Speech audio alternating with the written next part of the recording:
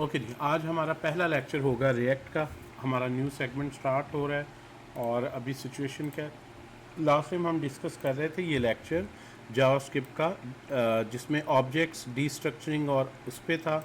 Objects वाला हमने live किया था पहला, दूसरे की मैंने वीडियो आपसे शेयर कर दी है, वो ऑलरेडी पढ़ाया है। लास्ट टाइम इनकम्प्लीट सा रह गया था, पर वो वीडियो मैंने डिस्कार्ड कर दी है और आपको ये सेकंड वीडियो जो है मैंने दे दी है, ताकि ये लेक्चर बहुत ही इंपॉर्टेंट है, ये पूरा कवर हो जाए। अब ये लेक्चर, अच्छा, लेक्चर्स के नंबर जो है वो बाज़ का तो उस तरह सीरियल नंबर वाइज नहीं है, जिस तरह आप देख रहे हैं वीडियो वाइज हैं, 1 2, तो इसके बाद ये 3 होना चाहिए लेक्चर 2।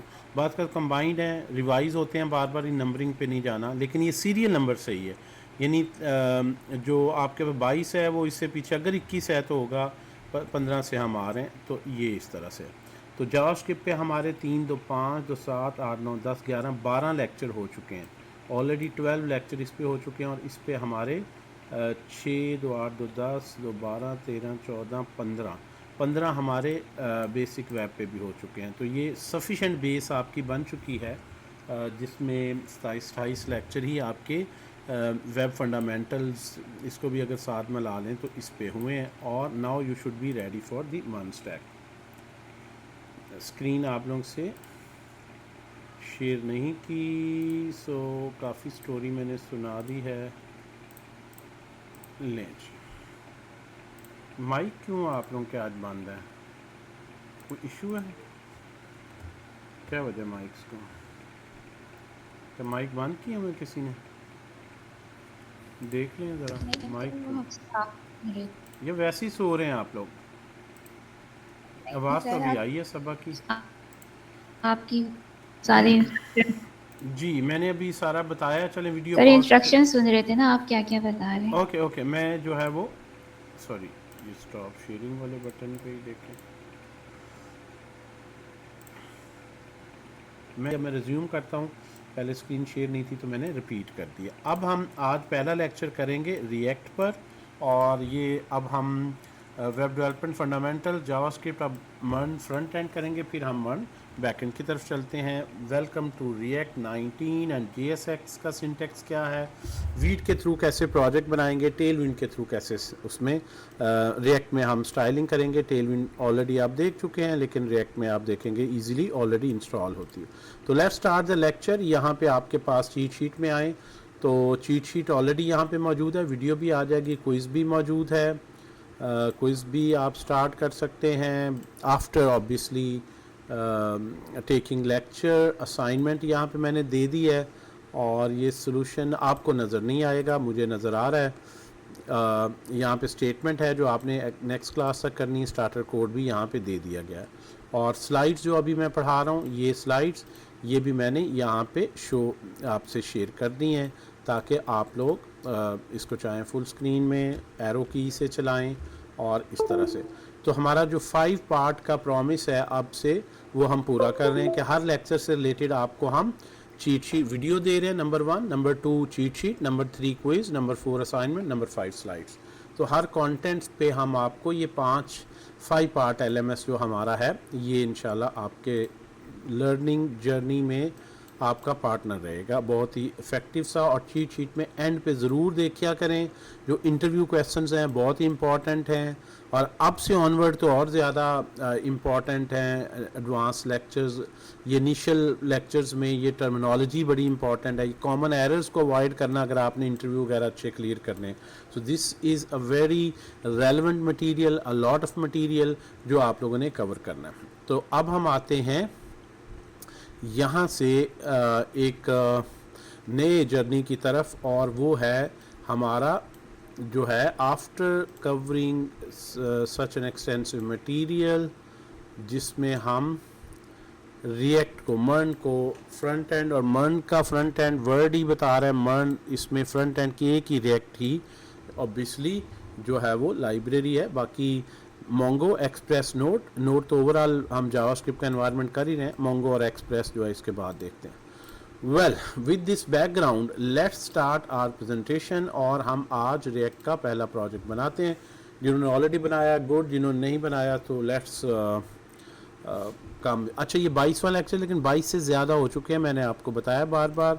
ये आप काउंट करेंगे, it's more than 22 even. Numbering वगैरह बार बार इतने लेक्चर्स को रीनेम करना ईजियर नहीं होता, वीडियो से आप काउंट करें। It's more than even 22, 27-28 lecture हो चुके हैं। तो ये नंबर आपको जो लग रहा है ये 15 के बाद 22, ये बेसिकली पीछे है नंबर, आगे नहीं। So let's start with our new session, जिसमें हम यहाँ पे आते हैं और हम ट्रेनिंग बैचेस में आ जाते हैं। और ये आपकी क्लास का जो फोल्डर है इसमें कुछ चीज़ें बनी हुई हैं ऑलरेडी, और इस सारे को मैं बस डिलीट करना चाह रहा हूँ, ठीक है जी। So all the effort gone, let's start a fresh one. अब आते हैं यहाँ पे रिएक्ट का कोर कॉन्सेप्ट देखते हैं, इंस्टॉलेशन करते हैं। जी बताएं ज़रा, ओके हैं, रेडी हैं, तो हम स्टार्ट करें। Are you excited to learn React and become modern front end developer?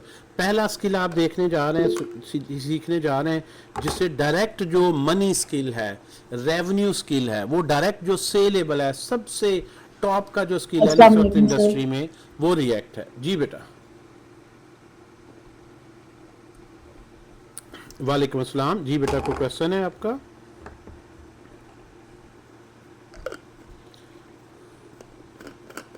Okay fine. नहीं सर, मैंने अभी ज्वाइन किया ना, इसलिए इस्लाम ले जी, वालेकुम अस्सलाम, आदाब आपको। तो जो है वीडियो में कैसा हाल है लाहौर का सर? सुना है बहुत बारिशें हो रही है, डूब गया हाँ, सर। बहुत ज़बरदस्त मौसम बना हुआ है, गर्मी आती है फिर बारिश होती है, ऐसे ही चल रहा है। और अभी जो है वो हमारा नया बैच शुरू हुआ है, और वो 6 बजे टाइम अच्छा। रखा है इस दफ़ा, मंडे वेडनेसडे फ्राइडे में।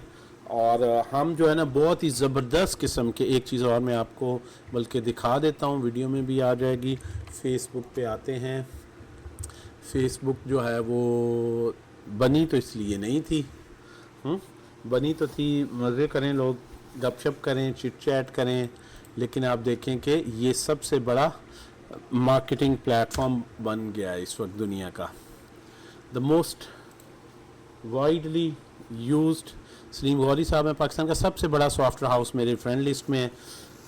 उसके सीईओ हैं, नेट सोल उसका नाम है जी। कॉमसेट्स में एक इवेंट में भी मैंने इनवाइट किया था, तब से ज़रा।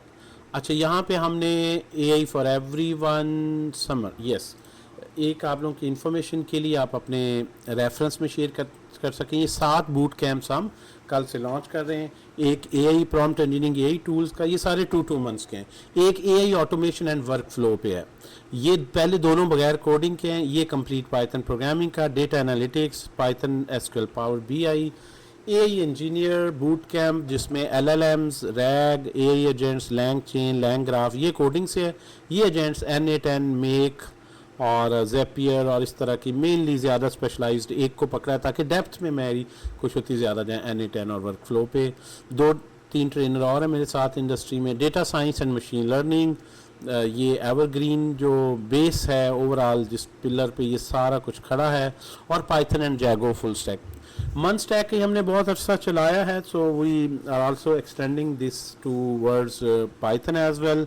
तो ये 7 बूट कैंप्स हर एक 2 मंथ्स का है, जो कि हम कर रहे हैं। आपके कोई रेफरेंस में हो, करना चाह रहा हो तो ज़रूर उसको रेफ़र करें। कल से इसकी ऐड भी स्टार्ट हो जाएगी। वैसे ही ऐड शुरू होती है तो बहुत ही फिर एक्सटेंसिव बिज़ी हो जाता है, और समर में 2 मंथ्स में रखा है, और डेली क्लास रखी है ताकि 2 मंथ्स के अंदर कवर हो। 2 मंथ्स में ही डेली क्लास हो के इसके 2 मंथ्स में ही 40 लेक्चर्स हो जाएंगे इस तरह से। समर में ज़रा लोगों के पास टाइम ज़्यादा होता है, तो हमने सोचा है कि हम डेली रख के इसको जो है वो वाइंड अप कर दें समर के अंदर।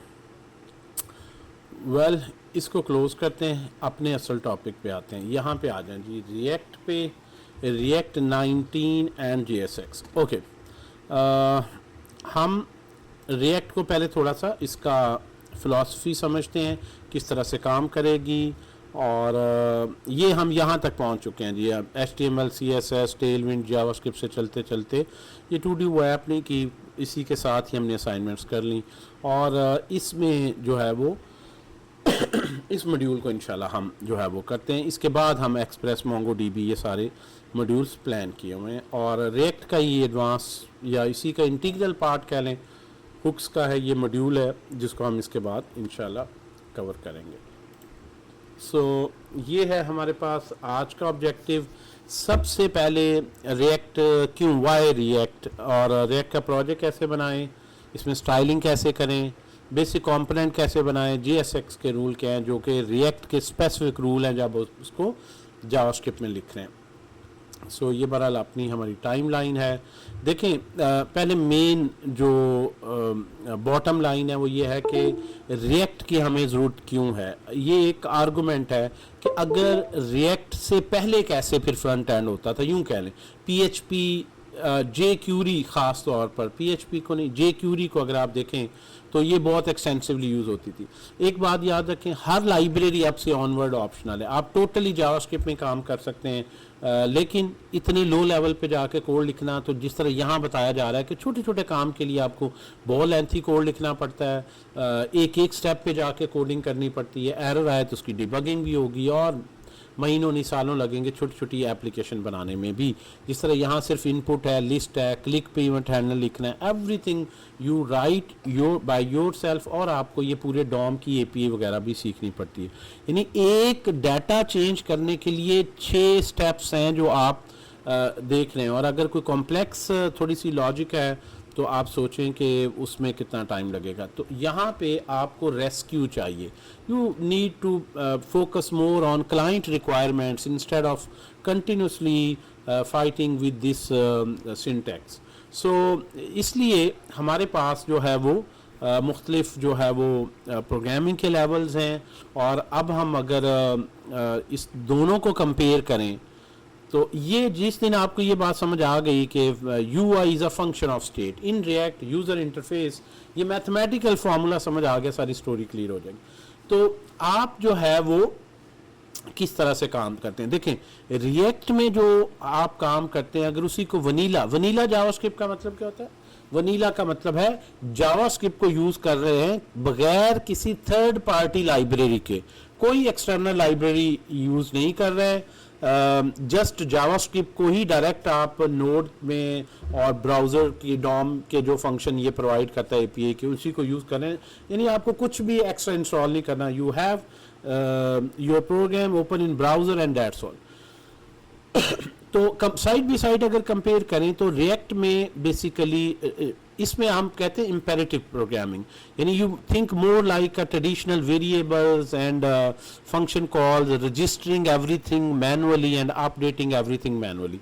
रिएक्ट में थोड़ा सा डिफरेंट है कि आप स्टेट का कॉन्सेप्ट है कि इस वक्त हमारा UI क्या करेगा। स्टेट में काउंटर का वेरिएबल पड़ा है, क्लिक करने पे काउंटर को हमने सेट कर दिया काउंटर +1, यानी इतना आसान है उसको इंक्रीमेंट करना। जबकि यहाँ पे आप उसको #ID देते हैं। आप UI की फॉर्म में सोचते हैं, UI में मैंने क्या उसमें है ID रखा था, स्टाइल रखा था, उसको सिलेक्टर से मैं गेट करूँ, उसके साथ इवेंट हैंडलर अटैच करूँ एंड सो ऑन। जबकि रिएक्ट में ये पूरा डॉम का जो है ना माइंडसेट निकल जाता है और आप ज़्यादा लॉजिक बेस सोचते हैं कि मेरे पास एक बटन है, उसके ऑन क्लिक पर मैंने ये काउंटर, ये वेरिएबल की जो वैल्यू है अपडेट करनी है एंड दैट्स ऑल। और ये काउंट जो है बटन के ऊपर शो हो रहा हो, ना कि आप ये सोचें कि ये जो बटन है इसका ID क्या है, उस बटन पे इवेंट कैसे, हैंडलर कैसे, मैंने कौन सा इवेंट करना है। डायरेक्ट आप कह रहे हैं ऑन क्लिक पे ये चले, ना कि आप कहते हैं इवेंट हैंडलर लिसनर लगाओ, वो क्लिक का हो, उस पर ये फंक्शन हो, फिर आप इस बटन को सिलेक्टर से गेट करके उसके अंदर बटन में चेंज क्या करना है, टेक्स्ट चेंज करना है कि कलर चेंज करना है and so on. There lot of things you need to work out. The main idea is why React is popular in this world because of its simplicity. React की simplicity है जो इसको बहुत ज़्यादा popular करती है और React में काम करना बहुत ही ईजियर है, बड़ी आसान लाइब्रेरी है और रिवॉर्डिंग भी उतनी ही है। रिएक्ट में हर चीज़ के लिए हमारे पास डेटा है, यानी आपके पास जो भी वैल्यूज़ हैं वो आप डॉम को साइड पे करके just think in the terms of objects and arrays, और इस डेटे में चेंज करें, यूआई खुद ही अपडेट हो जाएगी। इतनी मज़े की बात है कि मैं ये नहीं सोच रहा कि ये डाटा मैं किसी पैराग्राफ के टैग में शो कर रहा हूँ, किसी बटन में शो कर रहा हूँ, किसी लिस्ट में शो कर रहा हूँ। मैं ये देख रहा हूँ यार ये डेटा इसको चेंज करो, जहाँ भी यूआई में है रिएक्ट की जिम्मेदारी है यूआई को खुद ही चेंज करना। इतना आसान काम हो गया। और वो रिएक्ट क्या करता है, आपके डेटा स्ट्रक्चर्स को सिर्फ देखता है। अगर वो डेटा आपका एक यानी इस वक्त हम कहेंगे काउंट की स्टेट 4 है, यूजर की स्टेट असद है, ये एक ऑब्जेक्ट है जिसमें दो properties, state means what are its current values, और अगर इनमें चेंज करेंगे तो ऑटोमेटिकली यूआई अपडेट हो जाएगा। ये हमें मैनुअल अपडेट नहीं करना पड़ता, ये हमें खुद से वहां जाके कोई रिफ्रेश नहीं करना पड़ता। That's where the React comes. React reconciler का मतलब है कि आपके डेटा को यूआई के साथ सिंक रखना, ये आपकी जिम्मेदारी नहीं है बल्कि रिएक्ट की है। जबकि आप वनीला में आप देख रहे हैं कि आप एग्जैक्ट उस बटन को पकड़ते हैं इस आईडी के साथ, उसमें ये इवेंट है, फिर उसके अंदर टेक्स्ट को रेफर करते हैं, फिर so here you don't do this, you should leave everything on react. इसलिए रिएक्ट के डेवलपर को ज्यादा बेहतर जावास्क्रिप्ट का डेवलपर होना पड़ता है डॉम की बजाय, बिकॉज उसने डॉम में अपडेट करने की जिम्मेदारी रिएक्ट ने ले ली है। हमने डॉम डायरेक्ट छेड़नी नहीं, यानी हमने ब्राउजर के मेमोरी में टैग्स में कोई इशू ही नहीं है हमें, हम बस इस डाटे को चेंज कर दें और इसको चेंज करने के बाद ऑटोमेटिकली रिएक्ट उसको यूआई को कर देगा। That's why it's very popular.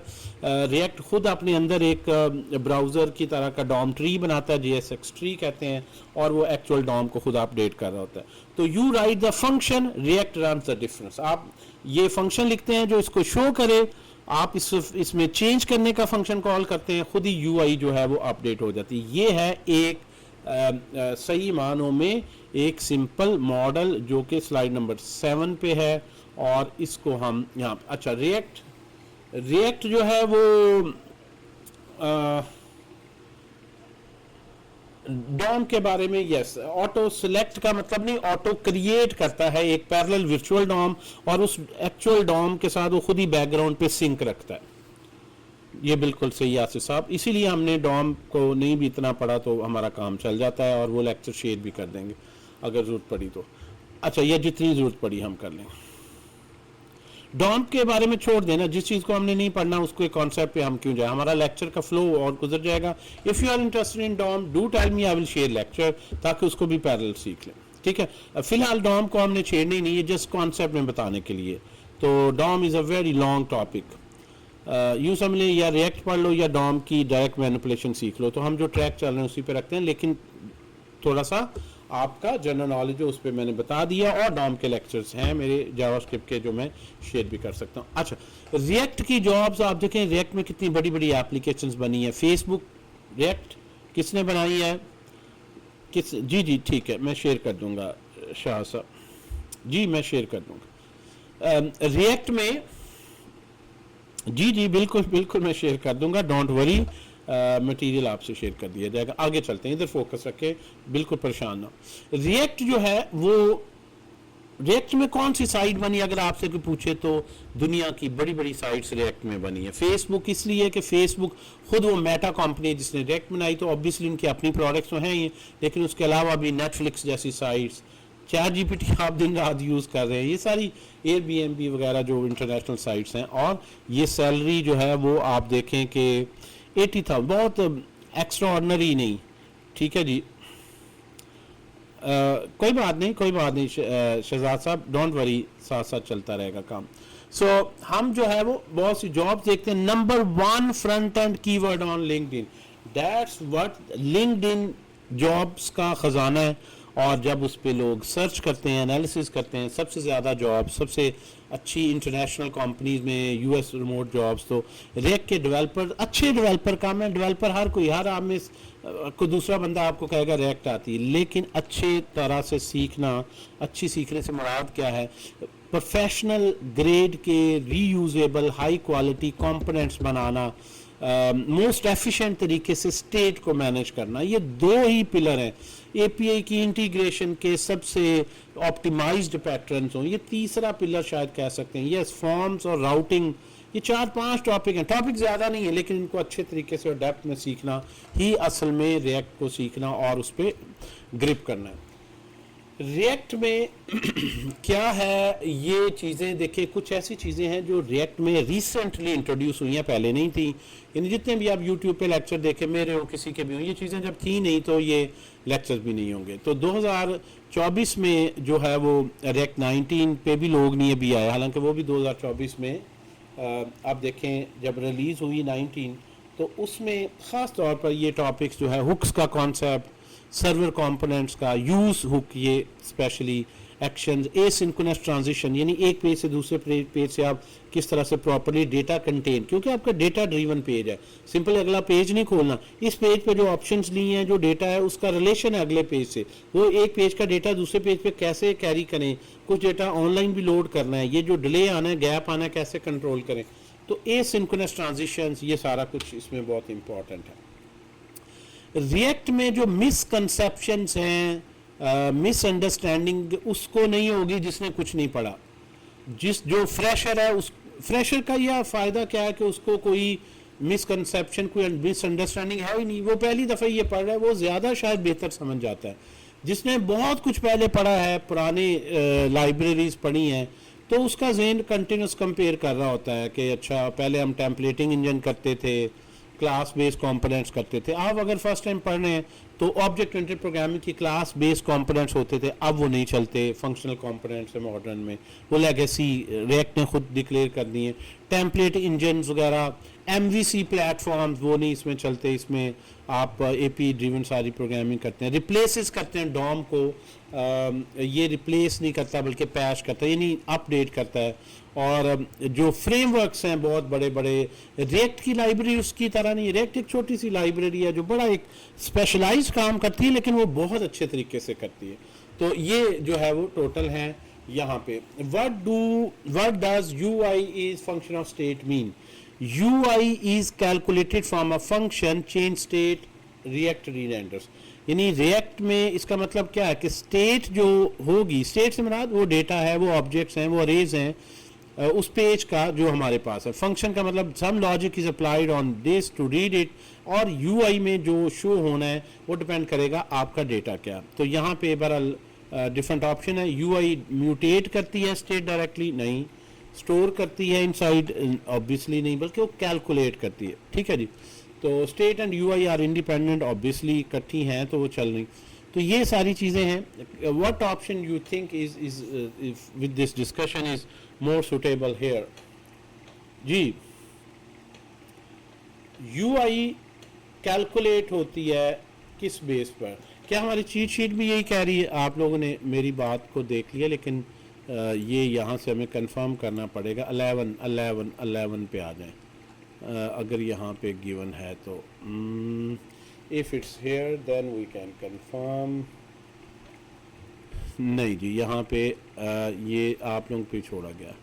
Okay fine, चलें जी, ए ऑप्शन मान लेते हैं फिर। अच्छा, वाइट का जो प्रोजेक्ट है, अब हम स्टार्ट करते हैं एक नया प्रोजेक्ट बनाना। प्रोजेक्ट बनाने के लिए रिएक्ट में, पूरी रिएक्ट में एक ही HTML की फाइल है और आपने उस HTML फाइल को खुद नहीं छेड़ना, इसलिए उसको बोलते हैं शेल। कि एक HTML की फाइल है, उसके अंदर खुद ही आपकी एप्लीकेशन लोड होगी, आपने सारा प्रोग्राम मेन फंक्शन में लिखना है, जहां से रिएक्ट खुद से मेन फंक्शन से स्टार्ट करता है, बूट करता है, और आपने लॉजिक ना index.html में लिखनी है ना मेन में लिखनी है। मेन खुद स्टार्टिंग, या आप ऐसी इनिशियलाइजेशन यहाँ पे करें जो वन टाइम चाहिए। एक्चुअली जो आपका कोड स्टार्ट होता है वो ऐप फंक्शन से होता है। जावास्क्रिप्ट के फंक्शन की एक्सटेंशन थी JSX के अंदर भी जावास्क्रिप्ट लिख रहे हैं, लेकिन ये जो X है इसका मतलब एक्सटेंशन है जो कि रिएक्ट ने दी है। कुछ न्यू फंक्शनैलिटी, कुछ न्यू रूल्स जो वैसे जावास्क्रिप्ट में नहीं है, लेकिन जब आप रिएक्ट में लिखते हैं तो रिएक्ट की लाइब्रेरी पहले वो चेक करती है, नहीं फॉलो करेंगे तो एरर दे देगी। इसलिए रिएक्ट में जब आप काम कर रहे हैं, यूआई बना रहे हैं, डिज़ाइन बना रहे हैं, जावास्क्रिप्ट के थ्रू ही बना रहे हैं, लेकिन उसकी एक्सटेंशन JSX रखेंगे, सिंपल JS नहीं रखेंगे। JS फाइलें बनाएंगे वो सिर्फ लॉजिक बिल्डिंग के लिए होंगी, उसमें डिज़ाइन नहीं होगा। तो फ्लो क्या होगा, हम जो है वो index.html खोल के आप देख लें, छेड़े नहीं, अभी मेन को भी मेनली देख लें लेकिन छेड़े नहीं, खुद से रिएक्ट चलेगा। आपका काम यहां से आएगा app.js में। तो इंडेक्स src फोल्डर में ये दो फाइलें हैं। फ्लो इस तरह से होता है, यानी यूआई में जो कुछ भी आप देखते हैं, यूआई में जो भी स्क्रीन आप देखेंगे वो index.html फाइल होगी। आप कोड में देखेंगे वो खाली नजर आएगी, लेकिन जब रन होती है तो मेन सबसे पहले रन होता है, वो ऐप अपनी को सारी कंपाइल करता है और HTML में लोड कर देता है। और ऐप जो है फर्दर मुख्तलिफ पोर्शंस में डिवाइड हो सकती है कि ग्रीटिंग का मैसेज अलग है, प्रोडक्ट का कार्ड अलग है, ऊपर नैब बार भी लगा हुआ है। तो आप इस तरह से स्टेप स्टेप जो है लेड फॉर्म में कोडिंग करते हैं। यानी मैंने सिर्फ नैब बार बनाया, वो ऐप में जाएगा, ऐप से आगे मेन उसको HTML में भेज देगा। मैंने ग्रीटिंग का, वेलकम का एक खूबसूरत सा बैनर बनाया, वो मैंने अलहदा फाइल में बनाया। हर चीज़ के लिए देख लें अलग अलग हम फाइल प्रपोज कर रहे हैं, आल्दो आप सारा एक में भी लिख सकते हैं, but this is not a good practice in React. हर एक स्पेसिफिक यूआई के लिए आप सेपरेट फाइल बनाएं और उसके अंदर ही उसका कोड लिखें, अलहदा से चेक करें, और इन सब को इंडिविजुअल कंपोनेंट्स को हम बोलते हैं कंपोनेंट्स। तो ये वो फ्लो है जो हम काम करेंगे, अभी हम प्रैक्टिकल भी देखते हैं। और जो मेन क्रिटिकल फाइलें हैं वो कौन सी, एक package.json जिसके अंदर सारी इंस्टॉलेशन है, और एक जो टूल यूज़ कर रहे हैं आप उसकी कॉन्फ़िग है जिसमें प्लगइन्स वगैरह हैं। फिलहाल जब पहला प्रोजेक्ट बनाएं तो package.json में बेसिक लाइब्रेरीज खुद ही इंस्टॉल हो जानी है। v.config में खुद ही प्लगइन, अगर बूटस्ट्रैप उसे कह दें वो कर देगा, आपको इन्हें छेड़ने की जरूरत नहीं है। HTML में जो डिफ़ॉल्ट लिखा हुआ है ओके, मेन में जो डिफ़ॉल्ट लिखा हुआ है ओके है। आप जो है अभी ये फाइलों में अलग अलग कंपोनेंट भी ना बनाएं, डायरेक्ट आप ऐप में थोड़ा सा चेंज करके और लॉजिक पहले सीखें। तो आपका सारा जो ताल्लुक है वेब एप्लीकेशन ऐप की फाइल, और वो कहाँ आपको मिलेगी, SRC फोल्डर के अंदर। तो ये हमारे पास, अच्छा अब हम प्रोजेक्ट बनाएं कैसे, यहाँ पे आते हैं। Scaffolding with npm create wheat app latest, ये अब आपने सिंपल लाइन लिखनी है। npm node package manager, node install है तो ये कमांड भी अवेलेबल है। क्रिएट वीट ऐप, ये वीट वो टूल है जिसके थ्रू वो सारी लाइब्रेरीज इंस्टॉल करेगा, सेटअप बनाएगा, और ये इस तरह का फोल्डर स्ट्रक्चर आपको बना देगा। और ख़ास तौर पर 5 फाइलें हमेशा ही होंगी, इंडेक्स, SRC में मेन, SRC में ऐप, पैकेज.json, और इनका रोल मैंने बता दिया है। और अब हम इसको एक्चुअली इंस्टॉल करते हैं, और ये माई ऐप, यहाँ नाम कुछ भी रख सकते हैं, टेम्पलेट रिएक्ट कह दें, और ये वाली कमांड आप कॉपी करके चला दें, या बहुत आसान है कि आप यहाँ पे आएँ और ये नाम आपको याद है तो आप सर्च करें वीट को। वीट का जो सेटअप है ये आ गया यहाँ पे, और इसमें ये आपके सामने आ गया वीट.dev, ये npm में लिखा ही हुआ है क्रिएट रिएक्ट। वीट की जो यानी आप npm से भी चला सकते हैं, यान से भी, pnpm से भी, बन से भी, डिनो से भी, डिफरेंट पैकेज मैनेजर्स हैं, थोड़ा थोड़ा फ़र्क भी है। बहरहाल मैं अभी जो है वो npm को यूज़ करूँगा। आप इसके लिए आपको एडिशनल कुछ इंस्टॉल नहीं करना। अगर आपके सिस्टम पर नोड इंस्टॉल है तो नोड की कोई भी लाइब्रेरी डाउनलोड करना, इंस्टॉल करना, ये उसके लिए टूल है नोड पैकेज मैनेजर, आपके प्रोजेक्ट में लाइब्रेरीज इंस्टॉल करेगा। वीट क्या कर रहा है, उसने सेटअप बनाया हुआ है कि हर रिएक्ट के प्रोजेक्ट में रिएक्ट की लाइब्रेरी चाहिए, रिएक्ट डॉम चाहिए, और डिफरेंट हेल्पर लाइब्रेरीज चाहिए, वो सारा सेटअप कॉन्फ़िगरेशन वगैरह कर देता है। ये वो टूल है जो ये काम कर रहा है, हमें मैनुअल नहीं करना पड़ेगा, कोडिंग तो रिएक्ट की ही है। ठीक है जी, अगर आप इसकी डॉक्यूमेंटेशन में चले जाएं तो मज़ीद आप इसको गाइड्स में चले जाएं, यहाँ से आप देख सकते हैं। और लेकिन ये वीट का सेटअप किस लिए है, वनीला जावास्क्रिप्ट का प्रोजेक्ट बना लें, Vue, React, Preact and so on, काफ़ी के लिए उन्होंने एक ही सेटअप बना दिया।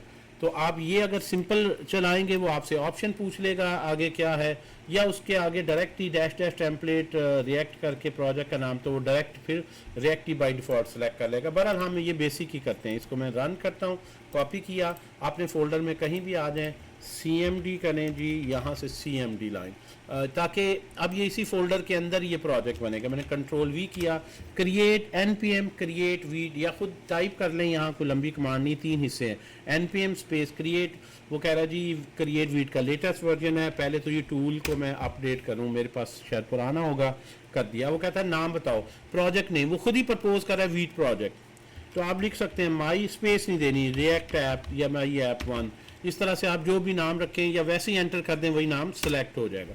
और अब वो सारी ऑप्शन दे रहा है। हम यहाँ पे आएंगे रिएक्ट पे।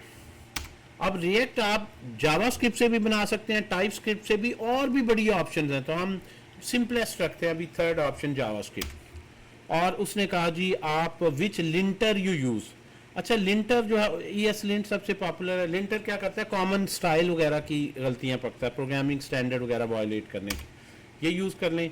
कहता है सिर्फ फोल्डर बना दूं कि लाइब्रेरीज इंस्टॉल भी कर दूं, येस नो वो पूछ रहा है, येस ही डिफॉल्ट सिलेक्टेड है। हम कहेंगे भी प्रोजेक्ट भी बनाओ, हमने पूरा चलाना है। ये हमने नाम इधर सेलेक्ट किया था माई रिएक्ट ऐप, ये उसने फोल्डर बना दिया, और हमने इंस्टॉल कहा है तो उसके अंदर ये सारी स्ट्रक्चर भी बनाएगा, डाउनलोड भी करेगा लाइब्रेरीज। यहाँ पे पहली दफ़ा आपके पास इंटरनेट होना चाहिए ताकि ये डाउनलोड करेगा एक दफ़ा। सो मेक श्योर जब ये आप कमांड लिख रहे हैं यू हैव इंटरनेट, ताकि वो प्रॉपरली डाउनलोड करे, इंस्टॉल करे। तो यहाँ पे ये फोल्डर स्ट्रक्चर तो फ़ौरन ही बना देगा, डाउनलोड उसने सेटअप कर लिया। अब यहाँ पे एक नोड मॉड्यूल का वो फोल्डर बनाएगा और उसके अंदर ये सारा करता जाएगा। उसके बाद हम इस फोल्डर को VS कोड में इसको खोल लेंगे और वहाँ से आगे हम कंटिन्यू करेंगे। कमांड लाइन पे पहले आके आप बना लें प्रोजेक्ट, उसके अंदर भी बना सकते हैं VS कोड के, बहरहाल यहाँ पे बना लें और उसके बाद उसको VS कोड में खोल लें। That's the flow that I mostly follow. तो ये आपके इंटरनेट की स्पीड पे डिपेंडेंट है, कितना देर लगती है, 1 से 1.5 मिनट ये लगता है, और ये आमतौर पर इंस्टॉल हो जाता है when you are broadcasting video, maybe it may take some more time. मैं इसको बंद भी करता हूँ और यहाँ पे आप चाहें तो साथ साथ ये चला भी सकते हैं। इसको मैं पॉज कर, प्रोजेक्ट ही बाय डिफ़ॉल्ट जो है वो वर्चुअल एनवायरनमेंट होता है। पाइथन ने ये कॉन्सेप्ट नोड से लिया क्योंकि उसमें ग्लोबल एक ही जगह लाइब्रेरीज इंस्टॉल हो रही होती हैं। ये बिल्कुल उस प्रोजेक्ट के स्कोप के अंदर ही बनाता है। ये देखें जिसने ये इंस्टॉल किया और उसने रन भी साथ कर दिया और आपको कहा कि आपने अगर प्रोजेक्ट देखना है तो लोकल होस्ट कॉलन 5173 इस पे है, आप इसको कॉपी कर लें या खुद टाइप कर लें। कॉपी किया और यहाँ पे आके ब्राउज़र में मैंने इसको पेस्ट कर दिया, तो मेरे पास ये वेलकम पेज अगर आ गया नज़र, तो इसका मतलब ये है कि मेरा ये सारा कोड सही है। मैं यहाँ पे आता हूँ और मैं इस कोड के अंदर जाऊँगा, इस फोल्डर में नहीं, इसके अंदर माई रिएक्ट ऐप में मैं राइट क्लिक करके VS कोड में ओपन कर लेता हूँ, या वहाँ से डायरेक्ट ओपन फोल्डर से खोल लें या ड्रैग एंड ड्रॉप कर लें। अब यहाँ पे जो मैंने बात की थी ये वाली index.html किधर है, मेन किधर है, ऐप किधर है, और ये जो आउटपुट नज़र आ रही है हमें, ये यहाँ पे लोकल होस्ट से मुराद आपका PC है, ये पोर्ट नंबर होती है, सॉफ्टवेयर का ID जो रन हो रहा है सर्वर पे 5173 रिएक्ट का सर्वर उसने चलाया एंड सो ऑन। अब यहाँ पे हम ये देख लेते हैं ये स्ट्रक्चर package.json। सबसे पहले package.json को देखें। package.json क्या है, ये रूट पे ही पड़ी होती है। इसके अंदर इन डिपेंडेंसीज में 2 लाइब्रेरीज उसने इंस्टॉल की हैं, रिएक्ट की और रिएक्ट डॉम की। ये 2 लाइब्रेरीज ही चाहिए रिएक्ट के प्रोजेक्ट को मिनिमम एक्स्ट्रा करते जाए, और इसके लेटेस्ट वर्जन ही ये डाउनलोड करता है जब आप इसको पहली दफ़ा करते हैं। 19.2.7 ये इस वक्त दुनिया का लेटेस्ट वर्जन है जो आज 14 जुलाई 2026 तक मौजूद है। डेव डिपेंडेंसीज में एडिशनल है जो जब ऑनलाइन करेंगे लाइव उस वक्त नहीं चाहिए ये, लेकिन डेवलपमेंट टाइम पे चाहिए, कोई एरर सही करने के लिए, कोई आपके स्टाइल्स की गलतियां पकड़ने के लिए, आपको कोडिंग के प्रोजेक्ट में डेवलपमेंट टाइम पे ही हेल्प करती हैं। ये जनरल स्क्रिप्ट है, कमांड है कि इसको रन करना है। अगर ये बंद हो जाए, अभी तो रन हो रहा है ना, मैं इसको कंट्रोल C करके बंद करूं तो npm रन लिख के ये नाम लिखे, npm run dev, npm run build, npm run, तो npm रन डेव से आप दोबारा चला सकते हैं। अगर मैं भी ये भी कर सकता हूँ, यहाँ से बंद कर दूँ, कंट्रोल C किया, इसको वैसे ही बंद कर दिया मैंने। अब अगर मैं आऊँगा इसको रिफ्रेश करूँगा तो ऑब्वियसली ये घूम ही जा रहा है, थोड़ी देर बाद एरर दे देगा। मैं यहीं पे भी चाहूँ तो दो दो नहीं, अगर मैं सेपरेटली टर्मिनल खोलना चाहता हूँ यहीं पे न्यू टर्मिनल करूँ। और ये आप स्क्रिप्ट्स में आपने देख लेना है इसका डेवलपमेंट सर्वर कैसे चलाना है। तो आप लिखेंगे npm हमेशा, आगे रन, और फिर ये कमांड यहाँ से है, वैसे याद रख लें, npm run dev लिखेंगे तो ये वीट को के सेटअप को जगाएगा जो इसका सर्वर बनाएगा। दोबारा ये आ गया, फिर आप इसको रिफ्रेश करें तो ये यहाँ पे ओपन हो गया। तो you can start it, stop it, and जितनी दफ़ा भी आप चाहें। अब आपको इंटरनेट नहीं चाहिए, आपने एक दफ़ा रन कर लिया, now you don't need internet. अब आप जितनी दफ़ा मर्जी स्टार्ट स्टॉप करें, इंटरनेट बंद कर दें, अब क्योंकि अब ये सारा आपके ये लोकल सेटअप से चल चुका है और ये नोड मॉड्यूल्स के अंदर सारा डाउनलोड हो चुका है। नोड मॉड्यूल एक ऐसा फोल्डर है जिसमें वो सारा डाउनलोड कर लेता है, फिर इंटरनेट के बगैर ये चल रहा होता है। ठीक है जी। तो ये रैक की लाइब्रेरी कहाँ पड़ी है? नोड मॉड्यूल में। यहाँ पे आप ढूंढ लें रैक, और ये इतनी ज्यादा क्यों है? यहाँ तो चंद एक लिखी है। रैक में होता ही है कि जो मेन डिपेंडेंसीज हैं और उनकी आगे जो डिपेंडेंसीज हैं वो सारी लाइब्रेरीज लूप लगा के वो डाउनलोड कर लेता है। बहरहाल ये फ्लो देख लेते हैं। पैकेज.जेसन देख लिया। वीट.कॉन्फिग में, पैकेज.जेसन में क्या है? आपके प्रोजेक्ट की सारी डिपेंडेंसीज, उसकी कमांड्स, ये सारा और बाकी जो डिटेल है। वीट.config.js ये वीट का ही प्रोजेक्ट बनाता है। ये लास्ट पे या उसने नोट कर लिया है कि क्योंकि ये सेटअप उसने हर तरह का प्रोजेक्ट बनाता है, उसको भी याद है कि ये सेटअप मैंने रिएक्ट के लिए बनाया है। तो ये और इधर प्लग इन भी आ सकते हैं रिएक्ट के अलावा, रिएक्ट के साथ जो होंगे।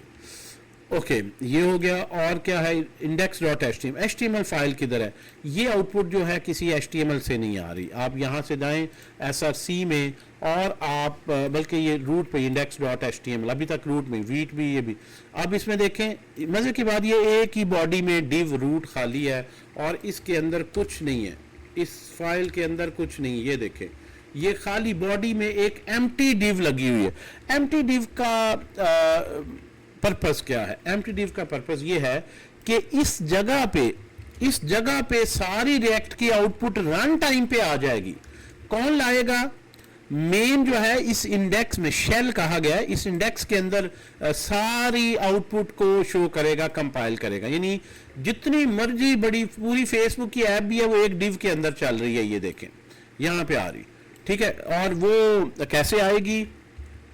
वो यहाँ पे एक फाइल बनाएगा src में main.jsx, इसको रन करेगा और उसका काम ये है कि इस div जिसका आईडी रूट है, वो इसके अंदर हार्ड कोडेड है, ये आईडी आपने इसको चेंज नहीं करना। तो हम खोल के भी देखते हैं। src फोल्डर में मेन है। अब यहाँ पे ये दोनों src फोल्डर में, सोर्स फोल्डर में। तो सोर्स को यानी कोडिंग को अलग रखा गया, बाकी जो आपने नहीं छेड़नी या कॉन्फ़िगरेशन है, पैकेज हो गया, वीट हो गया, रीडमी फाइल हो गया, index.html, वो रूट पे रख दी गई कि इनको ना छेड़ें। यस, लिंटर इंस्टॉल किया तो उसके रूल वगैरह। ओके, लिंटर में जिस तरह रूल उसने कहा कि यार फाइल जो है ना तुमने देखनी है JS और JSXCO और ना कोई कंपाइल करना शुरू कर देना, और ये डिस्ट्रीब्यूशन के फोल्डर में बना के रखना, और लैंग्वेज ये है, JSX भी इसमें है, खाली जावास्क्रिप्ट नहीं। इस तरह की जो है ना लिंटर सारी गलतियां पकड़ रहा होता है। अच्छा जी, अब हम आते हैं मेन हमारी डिस्कशन में। मेन पे, मेन का क्या रोल है? यहाँ पे आ जाएं जी। src में ये है मेन डॉट। मेन का क्या काम है? आपकी ऐप को स्टार्ट करना। बस मेन बूट है। जिस सिस्टम स्टार्ट होता है ना, तो सबसे पहले एक फाइल पे पास जाता है, वो मेन है। मेन दोनों में कनेक्शन करती है। HTML ब्राउजर ने शो करनी है, हमने लॉजिक ऐप में लिखनी है। मेन हमारी ऐप को उठा के इसमें ले जाती है। इसलिए मेन में दो चीजें कि ये हमारी देखें, ये रूट है, यहाँ पे थोड़ा सा डॉम का उसने खुद ही लिख दिया इतना सा, document.getElement by ID रूट। ये हम देख चुके हैं आईडी कहाँ पे है, यहाँ पे। यानी उसने इस आईडी को पकड़ लिया, इसको मैं करता हूँ यहाँ पे, इसको लिया, और मेन ने क्या किया, इसको रिएक्ट की ऐप यहाँ पे आउटपुट डॉट रेंडर, यानी इस रूट के अंदर रेंडर कर दिया, शो कर दिया ऐप को। ऐप क्या है? ये फाइल है, यहाँ पे आप देख रहे हैं ऐप के अंदर, इसलिए मैंने कहा था शुरू करना है। ये है app.js। असल में ये वो कोड है सारा जो आपको नजर आ रहा है। Everything that you see is an app. लेकिन ऐप होती कैसे HTML तक पहुंचती ये हम देख रहे हैं। ऐप डायरेक्ट नहीं HTML में जाती, तो हम मेन दोनों में कोऑर्डिनेशन करता है। ये यहाँ पे आ गया इंडेक्स, यहाँ पे आ गया मेन, यहाँ पे आ गया ऐप। तो ये इस तरह के यूज़र को ये दिखाना है, लेकिन ये तो खाली है। लॉजिक मैंने यहाँ पे लिखी है, तो ऐप मेन क्या करेगा, इसको पकड़ेगा एलिमेंट जिसका आईडी रूट है, जो कि ये div है, और इसके अंदर ऐप का सारा कोड ये जावास्क्रिप्ट का फंक्शन है। इस फंक्शन सारे की आउटपुट वो इस के अंदर रेंडर कर देगा, डिस्प्ले कर देगा। दैट्स हाउ ये वर्क। तो इसका मतलब है मैं ऐप में काम करता रहूं, यहाँ पे मैं जावास्क्रिप्ट के फंक्शन में ही काम करूं, JSX में रिएक्ट के रूल्स के साथ, तो मुझे अल्टीमेटली खुद ही आउटपुट जो है वो इस रूट के थ्रू इस HTML में नज़र आती रहेगी। And that's all. तो मैं सबको बंद कर देता हूँ। इसका मतलब सारी बात का खुलासा क्या हो गया कि मैंने जो भी प्रोजेक्ट बनाना है, मैंने SRC खोलनी है और मैंने ऐप को देखना है। That's all. ऐप डॉट, बाकी सारा कुछ मैंने समझाने के लिए बता दिया है। और उसमें जो है वो आपको कि कैसे आपको कभी तजस्सुस हो, हैरान हो कि यार ये फंक्शन कैसे नज़र आ रहा है, यहाँ तो ना HTML है ना कुछ और है, तो वो पीछे ये है कि ऐप को पकड़ रहा है मेन इसको फिर HTML को पकड़ रहा है और इन दोनों को यहाँ पे कंबाइन कर रहा है। That's how react works. ये सारा इसका सेटअप है। और कुछ फाइलें हैं, मैं देख लेते हैं। मेन में एक टाइम की इनिशियलाइजेशन, पूरी ऐप में एक मेन है आपका, ठीक है। ऐप बेशक भी आमतौर पर एक ही होता है, लेकिन उससे आगे मल्टीपल फाइल्स हैं। अच्छा, यहाँ पे CSS कैसे हैंडल होती है। जो आपका मेन है ना, यहाँ पे एक इसने इंपोर्ट किया हुआ index.css, ये वो है जिसपे आपके सारे स्टाइल हैं। जो चीज मेन में आपने लिख दी ना, वो मेन के नीचे जो भी कंपोनेंट है ना, फंक्शन है, ऐप है, उस सब को अवेलेबल है। इसका मतलब है index.js में जो मैं लिखूंगा CSS में, वो पूरी ऐप या ऐप के अंदर फर्दर आगे मैं ग्रीटिंग बनाऊं, प्रोडक्ट कार्ड बनाऊं, नैप बनाऊं, सब जगह अवेलेबल होगी। जो चीज मैंने मेन में रख दी, वो ऐप और ऐप से आगे मजीद जो पार्ट्स निकल रहे हैं, कंपोनेंट्स, सब जगह एक्सेसिबल होगी।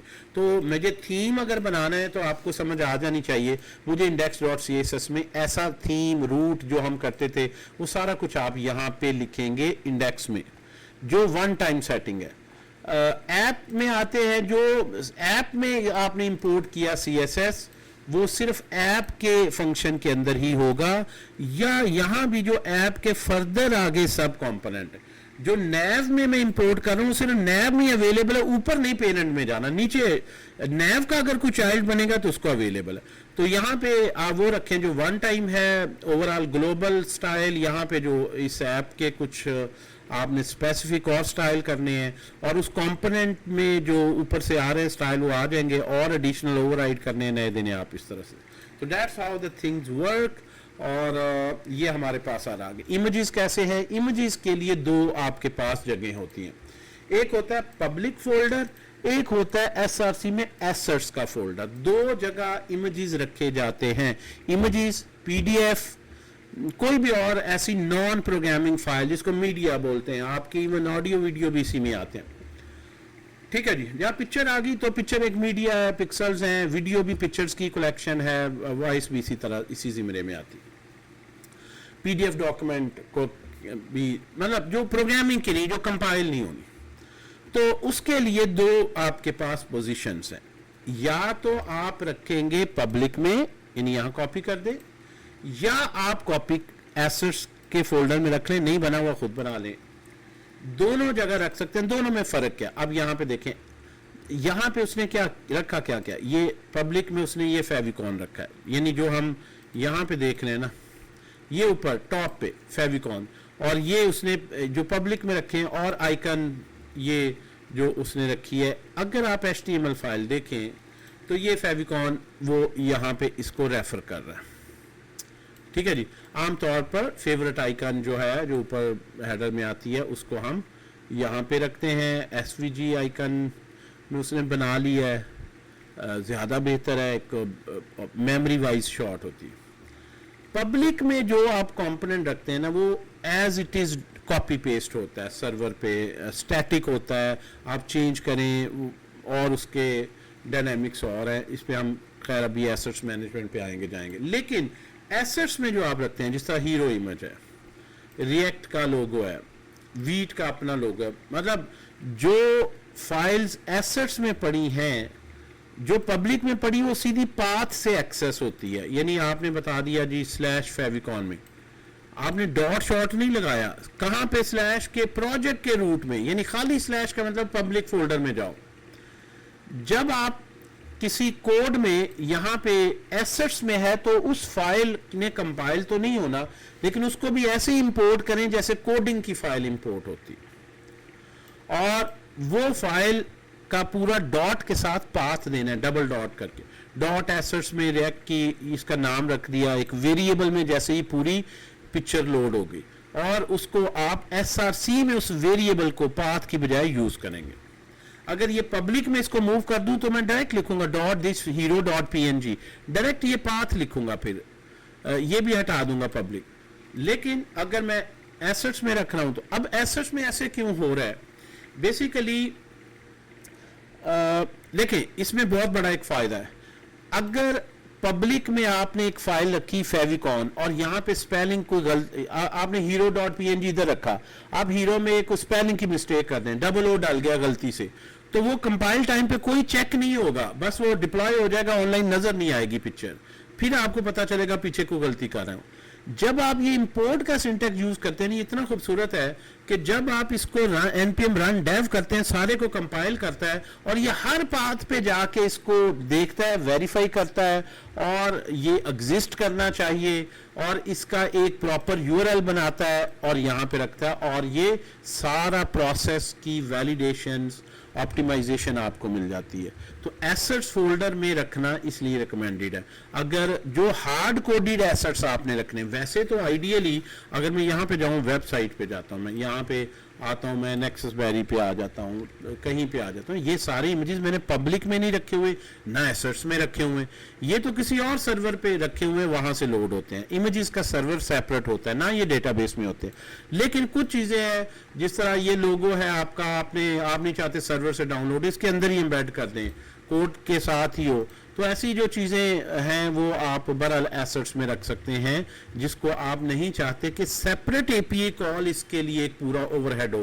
जिस तरह ये छोटे छोटे हैं, इनके लिए मैं एपीआई कॉल नहीं देना चाहता है, इमेज भी ऐसी ही जैसे एपीआई कॉल से आन, उसको आप इधर रख दें, तो कोई हैवी फाइल या जो फाइल डायनेमिकली डैशबोर्ड से अपलोड डाउनलोड होनी है, तो वो आप जो है वो इधर ऑब्वियसली हार्ड कोडेड तो नहीं दे सकते, तो यहाँ पे वो जो हार्ड कोडेड आपने जो बहुत काम चेंज होने हैं, बिल्ड टाइम पे आपने देने हैं, तो वो आइडियली एसेट्स में रखने, और जो पब्लिक HTML वगैरह में डॉक्यूमेंट जाने हैं वो पब्लिक में रखने। ये सारी इसकी फिलॉसफी है। गिट इग्नोर में अगर रैपो वगैरह को में जो आपने लाइब्रेरी फोल्डर्स करने हैं, आमतौर पर यहाँ पे नोड मॉड्यूल को लाजमी गिट इग्नोर में डाला जाता है। क्यों? क्योंकि ये जो नोड मॉड्यूल है ना, इसमें लाइब्रेरीज इंस्टॉल हुई है। अगर मैं डिलीट भी कर दूंगा तो फिर दोबारा ये मैं package.json में देखूं, ये यहाँ पे नोट रहेगा, यहाँ पे नहीं जाएगा, फिजिकली वो पीछे है नहीं, यहाँ लिखा हुआ है, तो वो दोबारा क्रिएट हो जाएंगी। यानी मैं यहाँ पे आके अगर मैं एक और खोलूं, तो कोई भी नया प्रोजेक्ट मैं इंटरनेट से डाउनलोड करूंगा, तो सबसे पहले मैं करूंगा npm इंस्टॉल। जब मैं इंस्टॉल करूंगा तो वो क्या करेगा, इस प्रोजेक्ट में package.json को खोलेगा और देखेगा डिपेंडेंसीज और डेव डिपेंडेंट ये सारी इंस्टॉल कर देगा।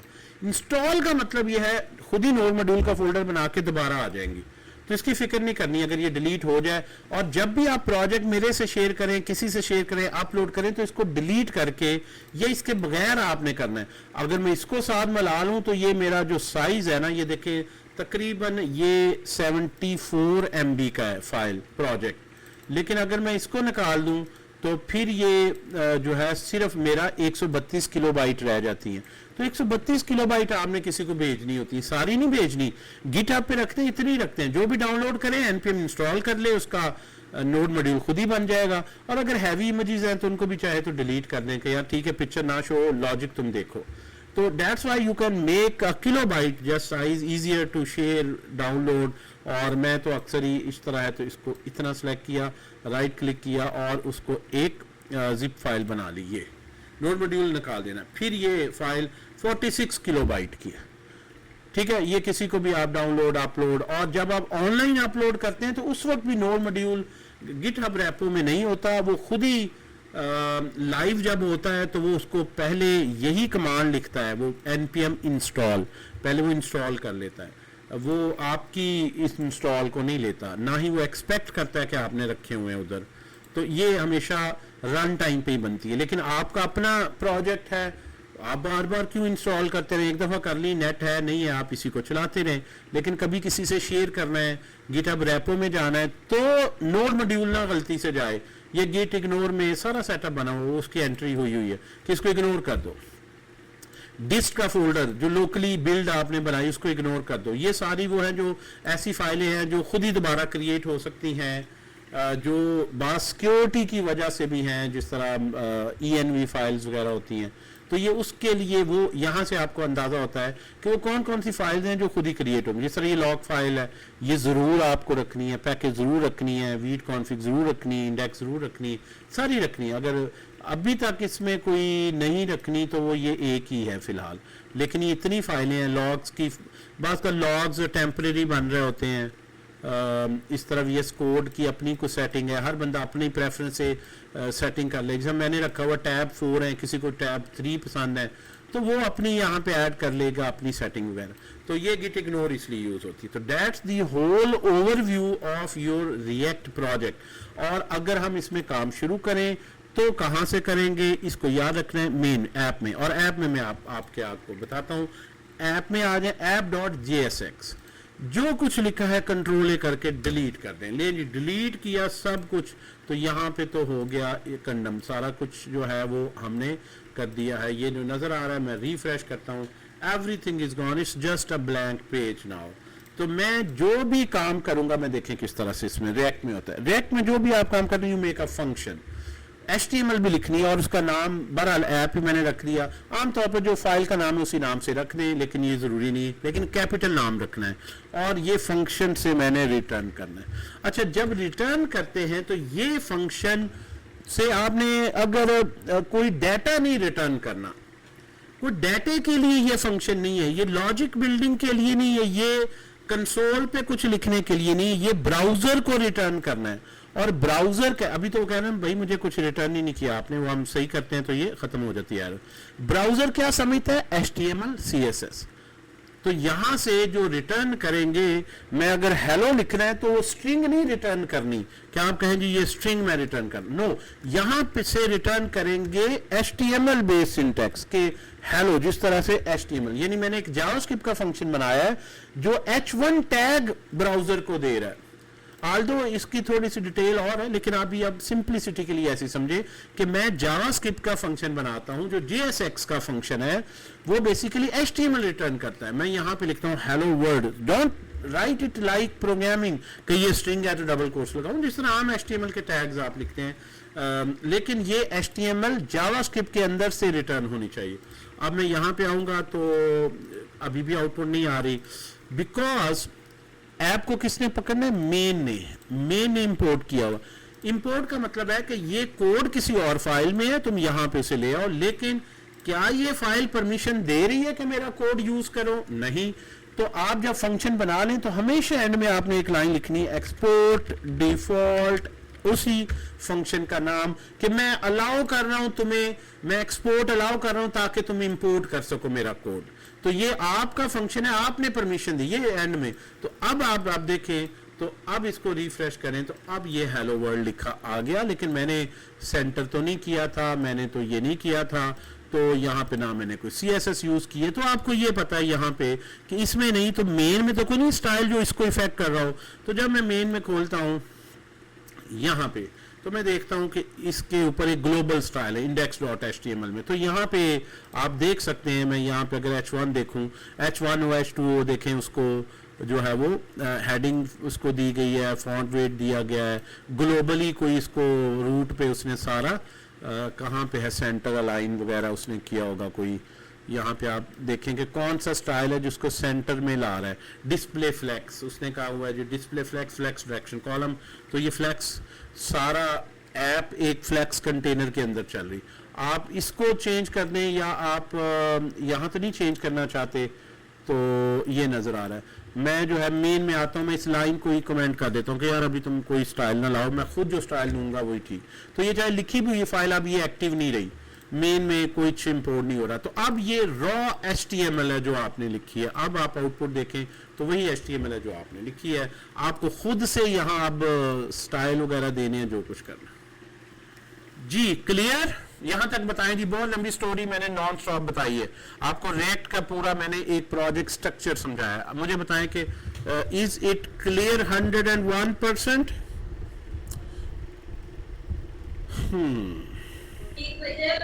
जी सर क्लियर। जबरदस्त हो गया। इतना मैंने तेजी से ये राउंड अप लिया। मैं अब चाहता हूं, अब आपने सब ने नालायकी नहीं दिखानी। आप लोगों को मैं टारगेट दे रहा हूं इस दफा बैच को। मैंने ये बिल्कुल आप इस दफा ये टारगेट मैं दे रहा हूं, आपने मुझे मिनिमम ओवरऑल इस बैच से 5 लाख रुपया कमा के दिखाना है। नहीं तो समझे कि ये जो कहते थे ना कि यार आप पे ये शागिर्दी हराम है, तो ये हालात हैं। अगर आपके बैच की टोटल, ये मुझे नहीं आपने देना, आपने ही रखना है। I will supervise you, take the project, और हम ये एग्जाम्पल बैच बनाएंगे। 1 मिलियन के पहले मेरा टारगेट था, लेकिन अब हम ये टारगेट रखते हैं। आपने जो नेक्सस बेरी पे एहसान किया फीस दे के, वो हम वापस कर देंगे आपको। कैसे वापस कर देंगे? आपको इस काबिल बनाएंगे कि आप खुद इससे ज्यादा अर्न कर लें। रेडी हैं? बताएं जी इस चैलेंज के लिए, बताएं जरा। Who is ready? खाली नारों शारों में नहीं होना चाहिए। प्रैक्टिकली जो है वो आपने एक या एक से ज्यादा रियल क्लाइंट्स प्रोजेक्ट करने हैं, फुल मेहनत करनी है। मन स्टैक डेवलपर इस लेवल के बनना है कि आप इंडस्ट्री का काम कर सकें। आजकल AI वगैरह आने से आप अच्छी तरह समझ जाएं, बहुत लाइफ आसान हो चुकी है। एज अ डेवलपर अर्न करना, लोग कह रहे हैं डेवलपर रिप्लेस हो रहे हैं। मैं कहता हूँ डेवलपर तो अब क्या कहते हैं, खुशहाल हो रहे हैं। जो काम वो 3 महीने में करता था, इतने बंदे साथ मिलाने पड़ते थे, अब वो इजीली कर लेता है। The things has turned in favor of developers, not against. तो ये देखें जी, ये लोकल प्रोजेक्ट से है। हाँ, अगर आप अच्छा प्रोजेक्ट लें तो एक प्रोजेक्ट इससे महंगा होता है, लेकिन ये मैं कह रहा हूँ कि आपको बिल्कुल आप बैरी बिल्ड्स के लेवल पे आ जाएं। बिल्कुल आप बैरी बिल्ड्स पे ये देखें। अभी ये चैनल पे हमने 100 प्रोजेक्ट डाले, ये भी मैंने 50 और डाले। ये 100 कंपनीज के एक साल में स्टूडेंट्स ने प्रोजेक्ट किए। ये लाहौर में रहते हैं। ये देखें जैतून रेस्टोरेंट बड़ा पॉपुलर है, 3 ब्रांचेज है इसका भी। हमारे स्टूडेंट्स ने बनाया सॉफ्टवेयर। यस, ये जोहो टाउन में बड़ा अच्छा रेस्टोरेंट है। कराची वाले किधर है? फैटी पैटी, ये कराची में फास्ट फूड है। यहाँ बंदों ने बैठ के देखें उनके प्रोजेक्ट्स लिए। ठीक है जी। तो ये सोलर पैनल के हैं, फर्नीचर मार्केट प्लेसेस के हैं, and so on. Her project का कोड अवेलेबल है, लाइव लिंक अवेलेबल है। यहाँ से वो प्रोजेक्ट ऐड होगा जो रियल क्लाइंट का होगा, और आप सबके यहाँ पे फीचर होने चाहिए प्रोजेक्ट्स।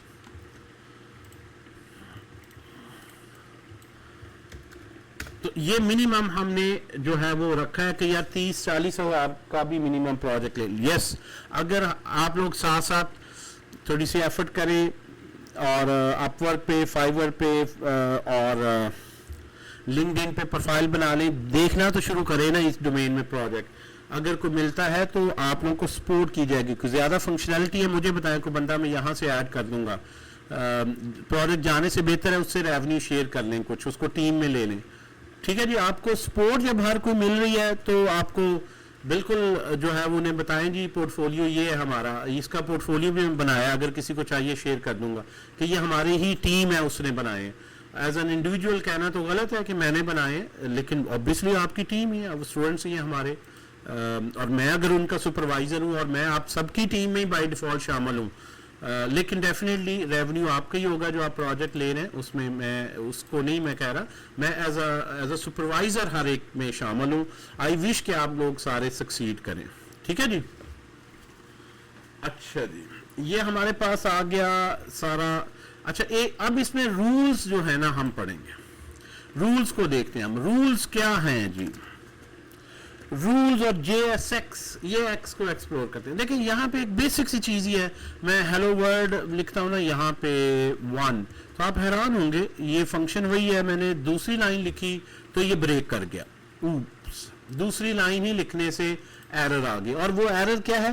वो कहता है JS, यानी मैंने जावास्क्रिप्ट का कोई रूल नहीं ब्रेक किया, मैंने फंक्शन का सही सिंटैक्स लिखा है, पैरेंथेसिस सही लगाई है, रिटर्न सही किया है, सब कुछ सही है, लेकिन वो कहता है तुमने जीएसएक्स का एक रूल वायलेट किया है। जीएसएक्स क्या है? रिएक्ट का सिंटेक्स, लेकिन कुछ रिएक्ट की लाइब्रेरी के रूल्स हैं। जावास्क्रिप्ट की लैंग्वेज को समझ लें थोड़ा सा मॉडिफाई किया है रिएक्ट ने, और कुछ नई फीचर्स उसमें दी हैं, वो आपने सीखनी है।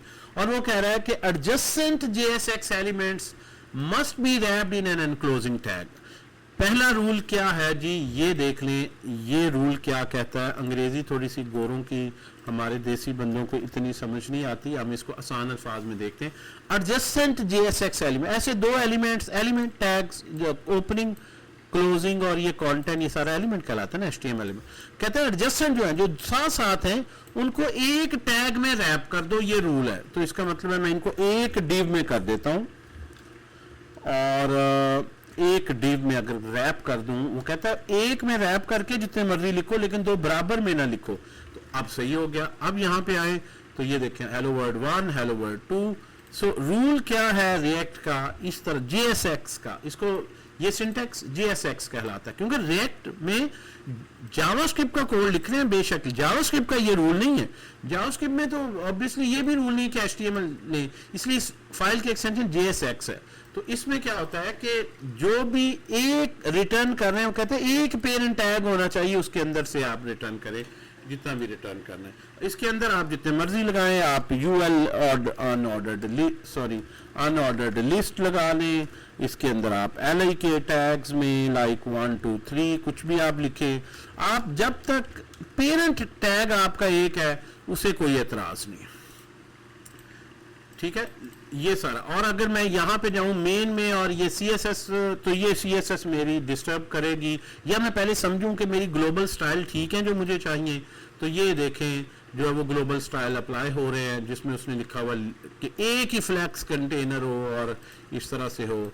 तो उसने जो है वो हमने स्टाइल बनाना सीखा, और आगे सीखेंगे हम अपना कस्टमाइज कर लेंगे उस ऐप के लिहाज से, उसी का थीम दे लेंगे, फिर एक ही दफ़ा मेन में इंपोर्ट कर लेंगे, आगे हम काम करते रहेंगे, हर जगह अप्लाई होगा।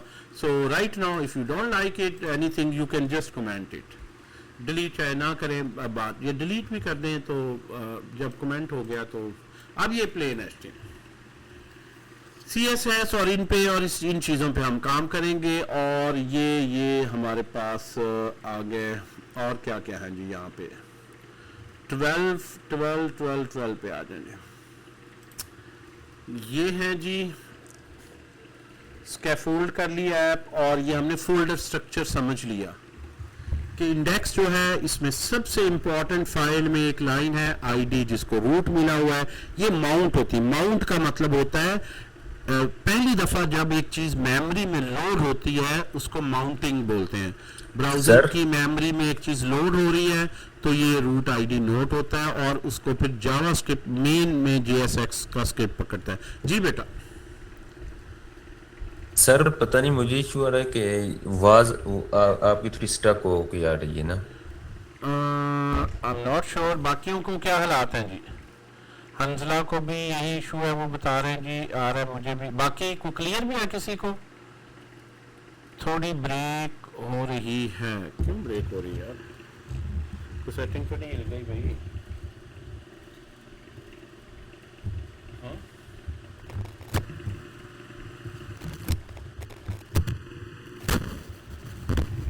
एक तो ये भी मे भी इंटरनेट का आजकल मौसम भी शायद ऐसे है, कोई इंटरनेट हमारे यहाँ इतने अच्छे भी नहीं यार।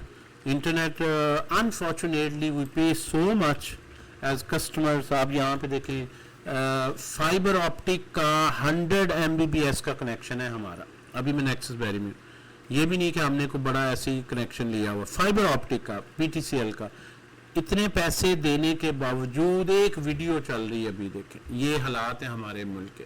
They charge a lot of money, they claim so much, but what they deliver is really disappointing. अब इस पे होपफुली मे बी मौसम की वजह से हो या क्या कह सकते हैं, लेकिन रिकॉर्डिंग में है। मेरे ख्याल शुरू से तो ठीक थी ना, दरमियान में किसी वक्त होता है तो शायद फ्लक्चुएशन आती हो। सर रिकॉर्डिंग में भी थोड़े टाइम पे मिसिंग आती है ना, तो पता नहीं ये क्या इशू है, माइक का इशू है या नेट का है। सही है जी।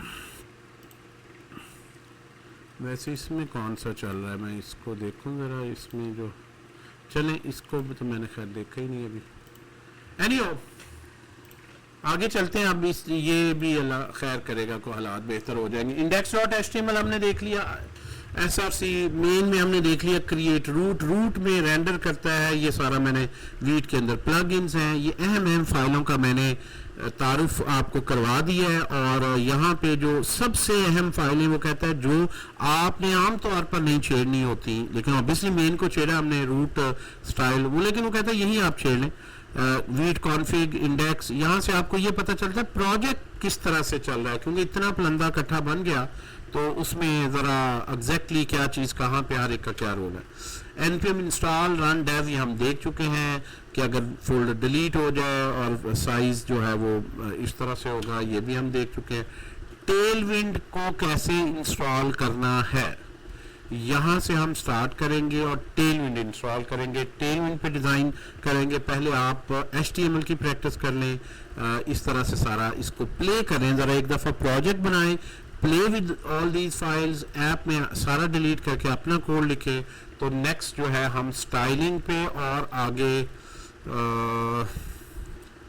कंपोनेंट पहला बनाएंगे, कंपोनेंट क्या है और कंपोनेंट पे एक्सप्रेशन क्या है, JSX के रूल्स को इंशाल्लाह हम करेंगे।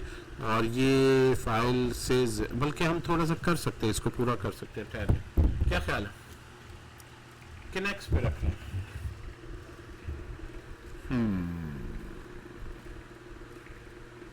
नेक्स्ट पे चले रख लेते हैं, जल्दबाजी में नहीं करते, इट्स वेरी इंपॉर्टेंट।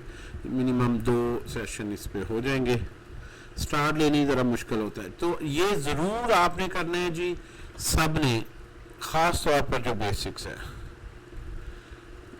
एक दफ़ा ये प्रोजेक्ट ऑनेस्टली ज़रूर बनाना है, सारे को एक्सप्लोर करना है, अपने यहाँ स्टाइल दे के देखने हैं, यहाँ पे सारा कोड डिलीट करके अपना कोई सैम्पल कोड लिख के देखना है।